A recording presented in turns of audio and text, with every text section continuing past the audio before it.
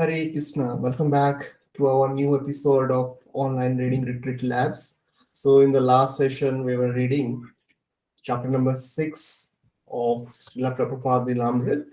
So, last time I didn't get a chance to show the hard copy of the book. So, this is how the hard copy looks like. If you like to buy a copy of this book or the entire series, you can connect with me. So in the last episode, we have covered till the page number 158, and also we are reading from the database. So today we will finish this chapter number 6. So let's get started. And before that, let me share my screen so that you can also have a look into the online database.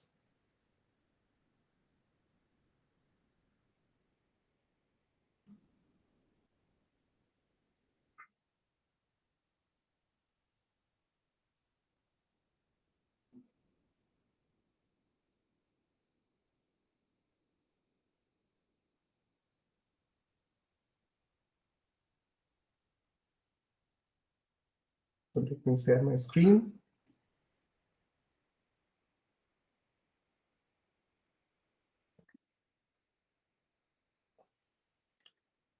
So this is your online database, and we will go to the Śrīla Prabhupāda-Līlāmṛta. And in this, we will be going for chapter number 6, An Unknown Friend. And we have covered till this.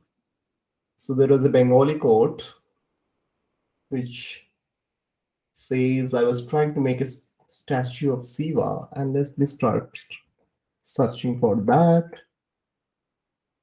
Yes. This is the last quote which is quoted by Prabhupada. We have seen that. I was trying to make a statue of Shiva, but I ended up making a monkey. So we'll continue from here. In order to rid the world of misery and bringing out happiness, we have now created the atomic bomb. Seeing the all-pervading destruction which could take place in the near future by atomic reactions, Western thinkers have become greatly disturbed. Some people try to give consolation, saying that we will only use this atomic energy to bring about happiness in the world. This is also another enigma of illusory potency.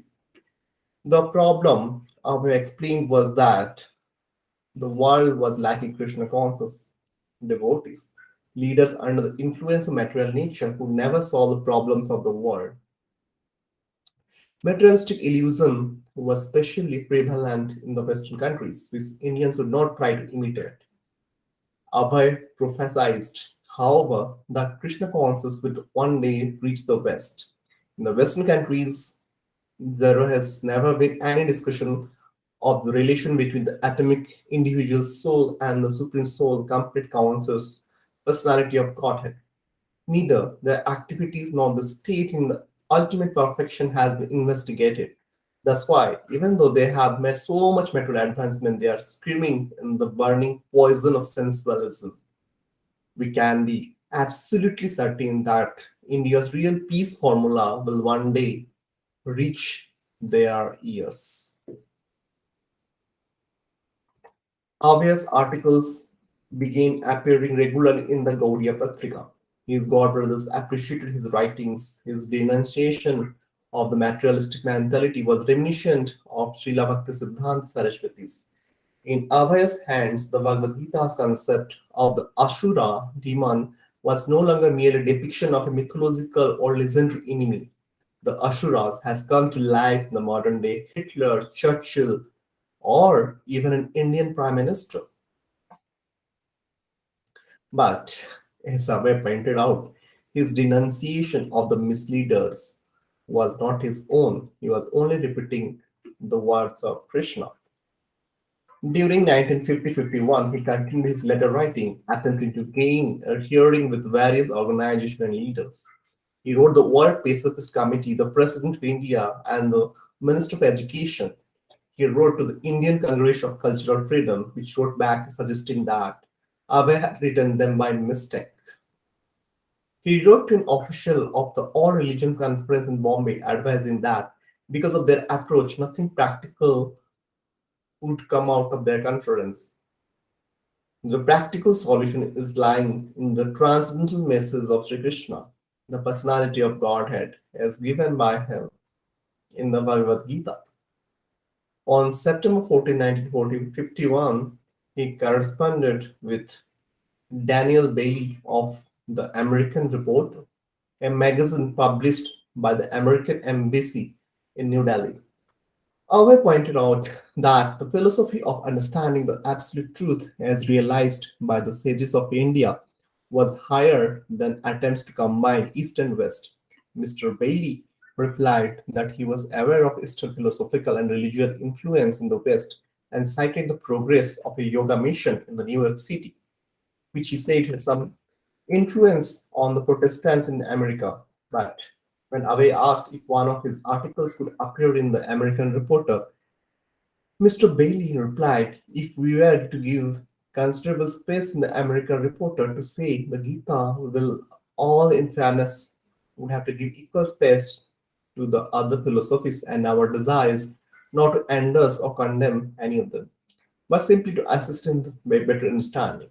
In a further reply, Abhay differed with Mr. Bailey's contention that people should be encouraged to make their own interpretation of religion. Less intelligent men are always guided by those who are superior in knowledge in all spheres of life. Abhay even wrote to the Ford Mount Foundation in Detroit, and his staff assistant wrote back, regret to advise you that we are unable to pursue suggestions concerning the establishment of an association of the intelligent class of people. The Ford Foundation has no program in which specific ideas such as you describe might be included. Although most of his suggestions were rejected, occasionally he received words of appreciation. A certain Dr. Muhammad Saeed, PhD, a professor of the University of Allahabad, wrote, you seem to have assimilated the universal teaching of ancient India, which is really laudable.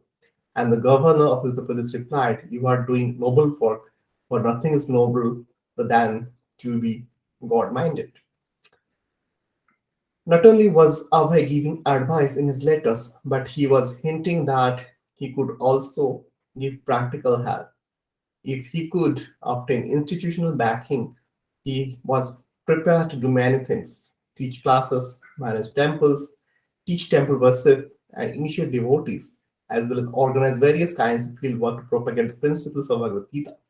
Usually, he didn't spell out exactly how things would be done, but he pointed to the philosophical defects in the present methods and the superiority of working in accord with the Vedic literature. By the grace of his spiritual master, he knew the science of applying Bhagavad Gita to almost any situation if someone would only so interest. He could teach that person the superiority of working according to Bhagavad Gita. After attending a meeting in which a prominent industrialist had stressed harmonious relationships between labor and management in his factory, I wrote a long letter suggesting the main consider the good effects and the congregational chanting of Hare Krishna would produce. Since the factory had special employees, club and lounge, I suggested that the workers assemble there and chant Hare Krishna. I urged everyone to understand Krishna, surrender to Krishna, but most people had their own philosophies and took his spirit to be sectarian or proselytizing. But Bhagavad Gita was universal. I wrote, and God could not be omitted from any program, even in the name of a secular state. Krishna, as the father of all living beings, had jurisdiction over all programs, organizations, and governments. Indians especially should appreciate the universal scope of Bhagavad Gita. Although Abhay always had a plan of action behind his suggestions, he first sought the interest of his correspondent. There was not much interest, and he was repeatedly turned down, but he never felt discouraged. He always anticipated finding a sympathizer. He kept copies of all his letters and their replies. A word of appreciation or a slight show of interest from a correspondent being sufficient to elicit from Abhay another thoughtful reply. He had developed a keen sense of dedication to Lord Chaitanya's mission without expecting leadership from the Gaudiya Mutt.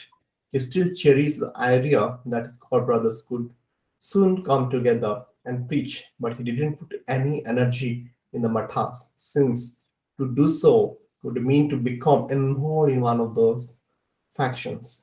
Staying clear of the Gaudiya Mutt's internal fray, Abhay continued his letter writing campaign alone, introducing himself as a preacher of Bhagavad Gita and editor of Back to Godhead magazine.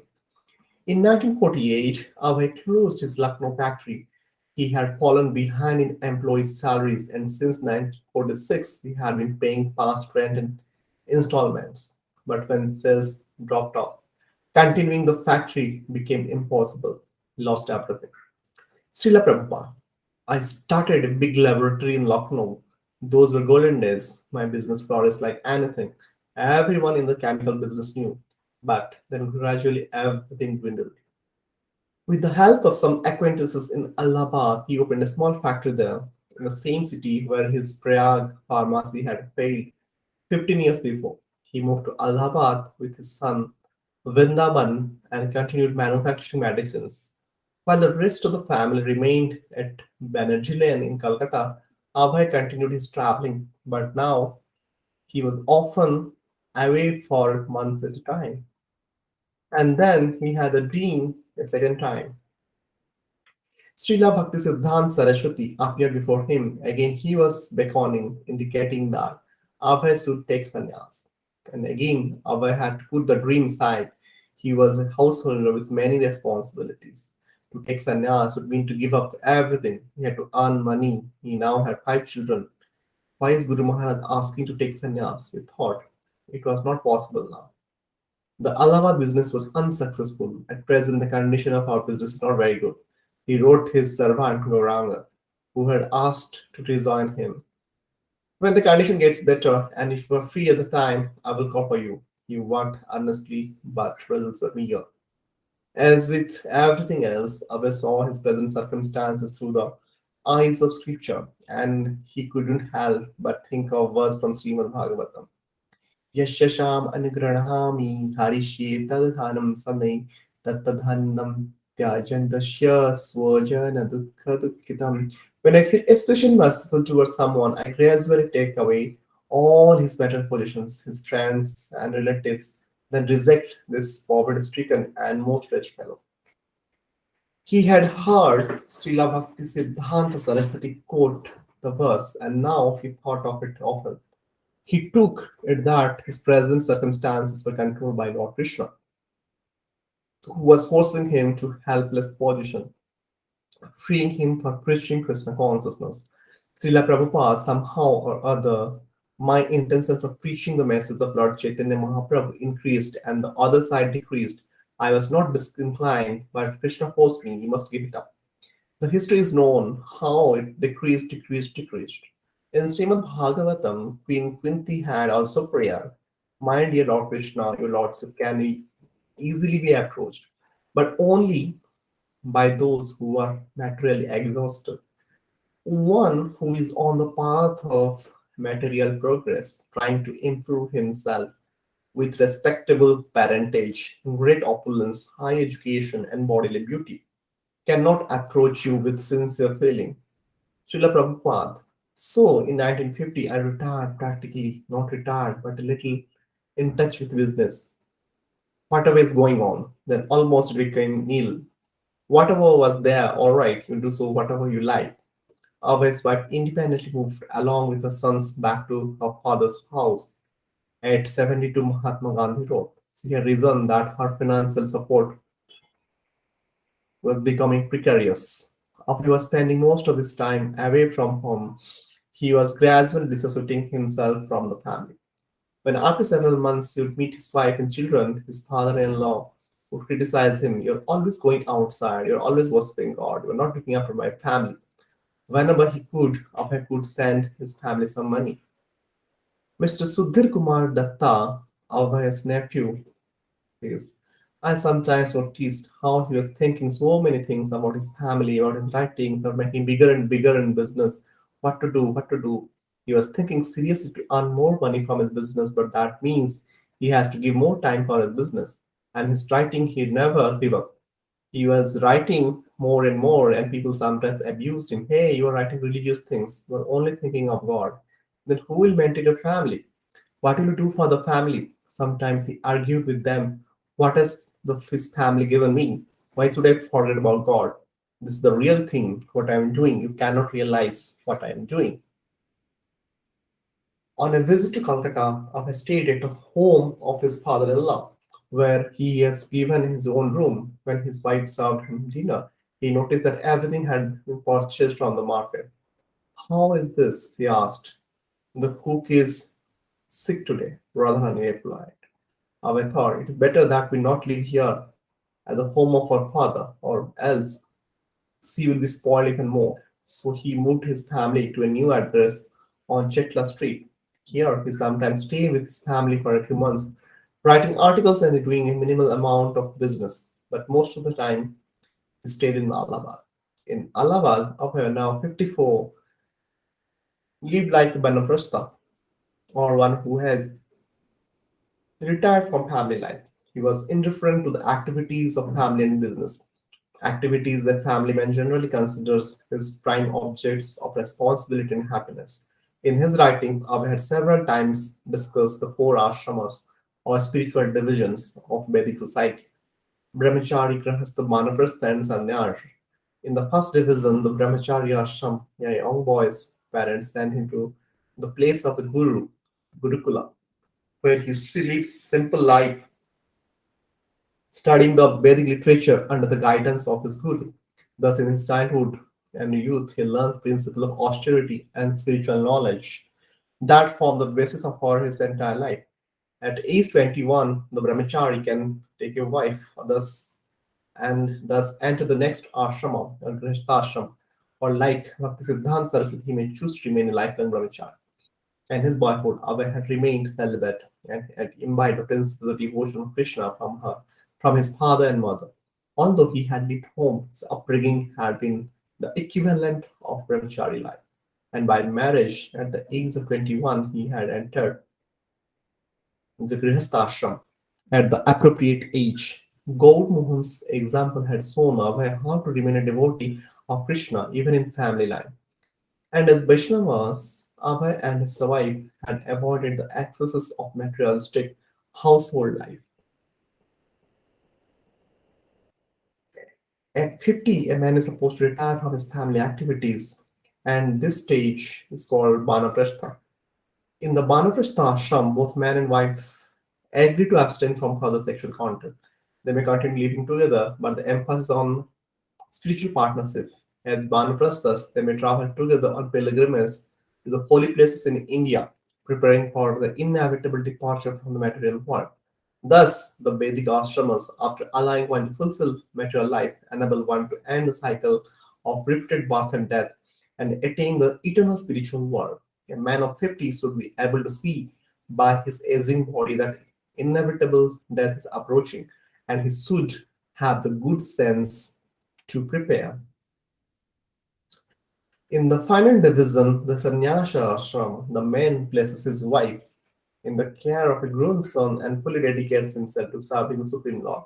Formerly, the sannyasa ashram meant a solitary life of penances in the Himalayas, but in the Gaudiya Vaishnava line, Śrīla Bhaktisiddhānta Sarasvatī had emphasized preaching.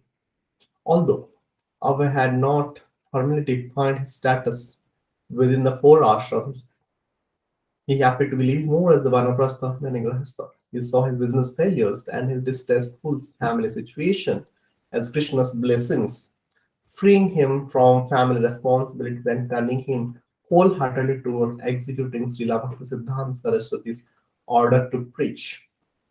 In Allahabad, Abhay managed to save enough money to revive the printing of Back to Godhead, and in February 1952, from his editorial office and home at 57B Canning Road, the first issue in 80 years appeared. As before, he did everything himself, all the writing, typing, editing, meeting with the printer, and finally distributing the copies by hand as well as mailing them to respectable leaders throughout India. This, if held, was the real purpose of living in Allahabad or anywhere. This was the best use of money, the purpose of human life, to engage fully in glorifying the Supreme Lord. Other things were temporary and would soon be lost. When he visited his family in Calcutta, old friends would gather in his room and he would preach and give class on Bhagavad Gita. Abhay invited his wife and family to take part in the discussions, but they would resolute sit in an upstairs rooms, often taking tea as if in defiance of his preaching. Abhay was supporting them, he was still associating with them, but he was bent on preaching, and they were not making it attractive for him to do so within the family. If there were to be family life for Abhay, then his wife and sons would have to recognize and rejoice in the fact that he was becoming a full-fledged preacher. They would have to understand that his life's concern was to serve his spiritual master's mission. They could not simply ignore his transformation. They could not insist that he was simply an ordinary man. Abhay continued to try to draw his wife in, hoping she would gradually follow him in the preacher's life. But she had not the slightest interest in her husband's preaching. And why should he spend his days worrying about family chemicals and money? Let his relatives criticize. But back to Godhead was the real service he could offer to the whole family of mankind. Madhavendra Puri, a great spiritual preceptor and predecessor of Lord Chaitanya, had written about the devotees' indifference to worldly criticism. O demigods and forefathers, please excuse me, I am unable to perform any more offerings to your pleasure for your pleasure. Now I have decided to free myself from all reactions to sins simply by remembering anywhere and everywhere the great descendant of Yadu and the great enemy of Kamsa, Lord Krishna. I think that this is sufficient for me. So, what is the use of further endeavors? Let the Sat moralist accuse me of being illusion. I don't mind. Experts in Vedic activities may slander me as being misled. Friends and relatives may call me frustrated. My brothers may call me fool. The wealthy Mammonites may point me out as mad, and the land philosophers may assert that I am such too proud. Still, my mind doesn't buzz an inch from the determination to serve the lotus feet of Govinda, though I unable to do it. Why should he waste time with petty family problems when he had answers to problems of India and the world? As a knower of Bhagavad Gita, he felt that his first obligation was to offer solutions to the complex crises of war, hunger, immorality, crime, all symptoms of godlessness. And if dedicating himself to such work meant that other lesser responsibilities suffered, then there was no loss. In March 1952, Abhay published another issue of Back to Godhead. It was dedicated mostly to a biographical article Abhay had written about Śrīla Bhaktisiddhānta Sarasvatī and his father, Śrīla Bhaktivinoda Thakur. He, Bhaktivinoda Thakur, vehemently protested against the principles of those pseudo-transcendentalists now passed in the name of Lord Chaitanya. He initiated the reformatory movement by literary contributions while still engaged as a high command officer. During his householder life and serving as magistrate, he wrote books of various descriptions in Bengali, English, Sanskrit, and etc. to present an actual picture of pure devotional service activities to Lord Chaitanya. Śrīla Bhaktisiddhānta Sarasvatī Goswami Maharaj got inspiration from his very childhood all about Śrīla Thakur Bhakti Vinod movement. He worked as a private secretary of Śrīla Bhakti Vinod Thakur, and as such, Bhakti Vinod Thakur gave him Śrīla Saraswati Thakur the transcendental power of attorney to espouse the cause of Lord Chaitanya. And so after Śrīla Bhakti Vinod Thakur's departure, Śrīla Saraswati Thakur took up reins of that reformatory movement. Absorbed in producing his monthly journal, Abhay went about his other activities only superficially. Sometimes he traveled on business or taking the night train from Allahabad to Calcutta, visited his family. When his compartment was not crowded, he would turn on a light while others slept. Riding a night train provided a good opportunity to think or even write. Sometimes he would sleep for a few hours and sit up again and look out the window to see only night and the reflected lights of the train compartment shining back at him, the windows reflecting his face. Halfway through the 12-hour journey, the sky would lighten, turning from grey to light blue, and the first white clouds would appear in the sky. He could see lights in the towns and hear the train horn whirring.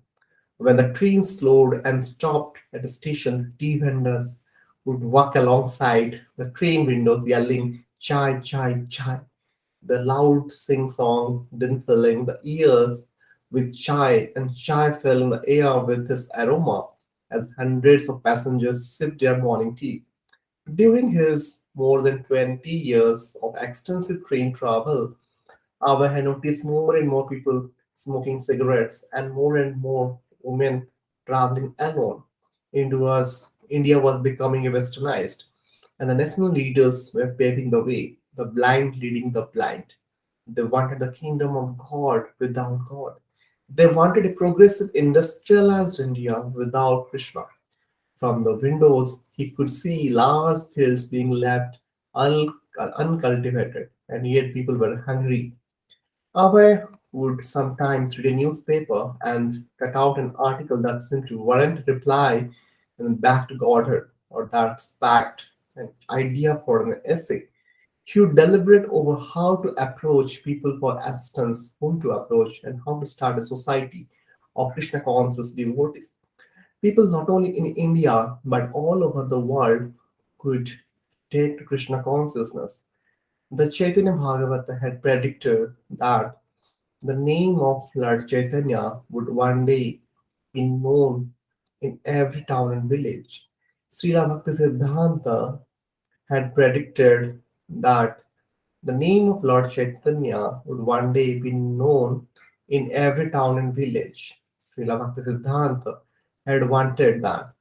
He had sent preachers to England, but they had only gained a protocol visit with the royalty, stood in line, bowed before the crown, and then come back to India without affecting any change in the Western people.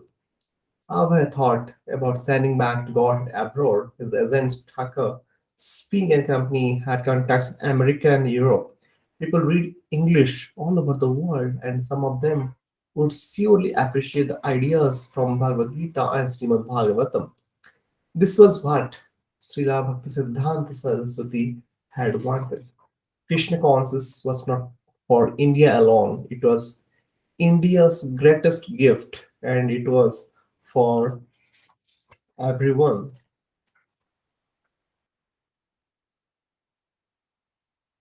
So, with this, we have completed this chapter number 6.